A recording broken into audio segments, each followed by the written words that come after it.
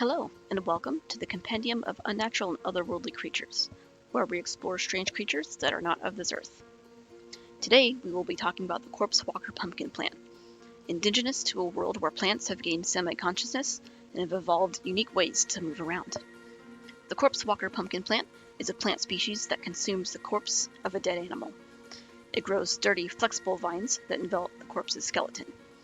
Once the plant is fully grown, it will walk the skeleton. Needless to say, our first sight of such a creature had us all quite spooked. To become a fully walking plant, the seeds must be planted in a fresh corpse, no more than a day old. The plant will immediately begin to consume the corpse, growing roots and vines all throughout the body. It is a fast-growing plant. It needs all of the corpse's nutrients to become fully grown, and cannot afford to compete with scavengers. As it grows, the plant will produce vines that envelop the skeletal structure, using the corpse's musculature system and tendons as a guide. Notably, the plant will not consume the eyes or nose of the corpse. Instead, it will attach roots to them, feed them nutrients, and preserve them. This plant will produce a single female flower. The flower can be quite large and covers a large portion of the corpse's body. If that flower is pollinated, it will grow a single pumpkin. This pumpkin must be grown from the corpse's chest cavity. The pumpkin will grow to fill the entire ribcage, which varies depending on the size of the animal it is consuming. Once the pumpkin is fully grown, and all the flesh and organs of the corpse has been consumed, the plant is ready to walk. Standing the skeleton up is a very awkward yet crucial stage in this plant's life cycle. I can best describe the process as trial and error. The plant must first orient itself so the pumpkin is below the spine, and it achieves this by pulling in the legs and rocking side to side until it is resting upright.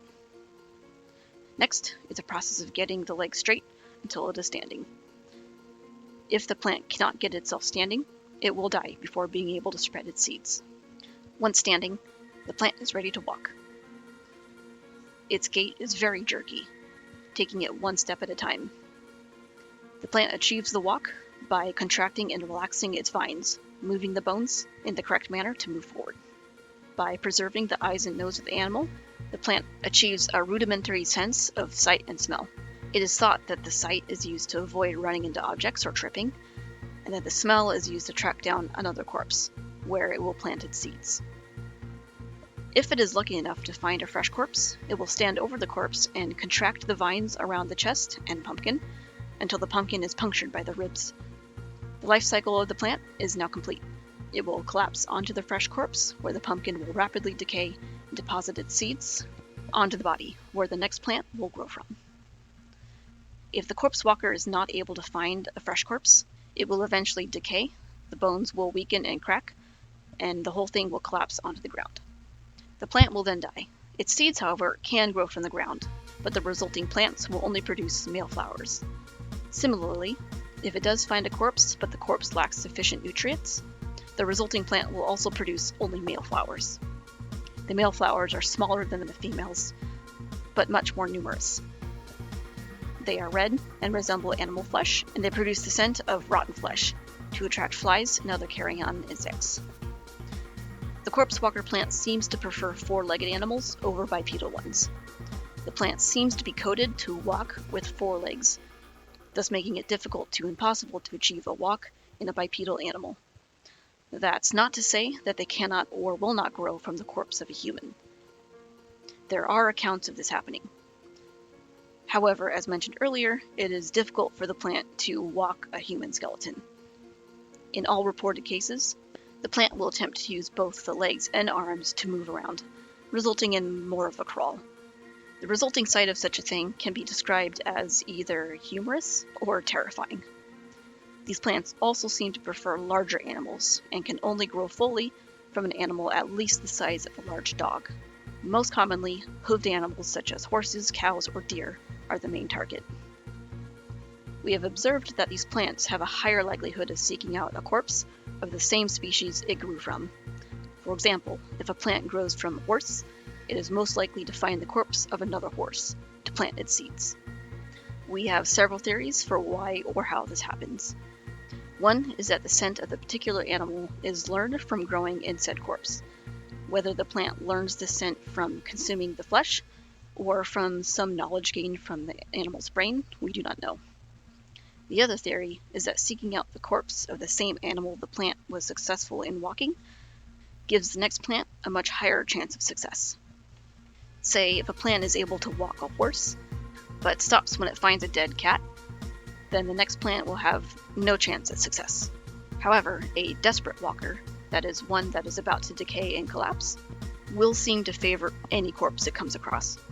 In other words, a new and healthy plant is picky, whereas an old and nearly dead plant is opportunistic.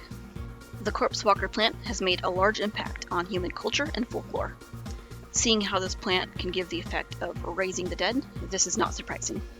This plant can be found in a wide range of climates, and the folklore around them is also vast. Some cultures see this plant as a manifestation of evil that steals corpses and walks them away from their final resting place. These people tend to also believe the sighting of a corpse walker is a bad omen, a forewarning that someone is about to die. Where these people live, the plants are either rare or extinct, as humans tend to destroy them as soon as they are seen. However, in other cultures, the plants are revered. They say the plants are manifestations of or creatures belonging to the god of the dead. While it is unclear whether or not it is considered a blessing for a corpse to be chosen by the plant, it is nevertheless seen as the will of the god of the dead. In some places, human corpses are offered as tribute to this god, and it's seen as a good sign if the corpse is walked by a plant.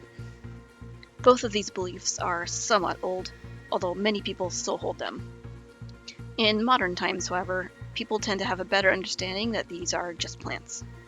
They are being studied closely, as it is still unknown how these plants gain the ability to walk. It is believed that the plants have at least some cognitive ability, for while the walking can be a purely mechanical and predetermined motion, it still must process the sight and smell signals coming from the eyes and nose. In many areas of the world, the flesh of the pumpkin is seen as a delicacy. It is a difficult plant to farm, and is rare to find in the wild, and so the price of the plant is very high. When buying corpse walker pumpkin flesh, it is very important to vet the seller. The only ethically sourced corpse walker pumpkin flesh comes from farms where they are grown specifically, and where the animal corpses used to grow them come from humane sources. And yet, some advocates say that due to the believed semi-consciousness of the plant, it is still not ethical to farm them until more about them is known. Nevertheless, corpse walker pumpkin flesh is seen as a high-value export. Some say the flesh tastes different depending on what type of animal the pumpkin is grown from. And still others say that the seeds of the plant has a very strong and unique taste. But to anyone who wishes to consume the seeds of the corpse walker pumpkin, a strong warning must be heeded. Do not eat them raw.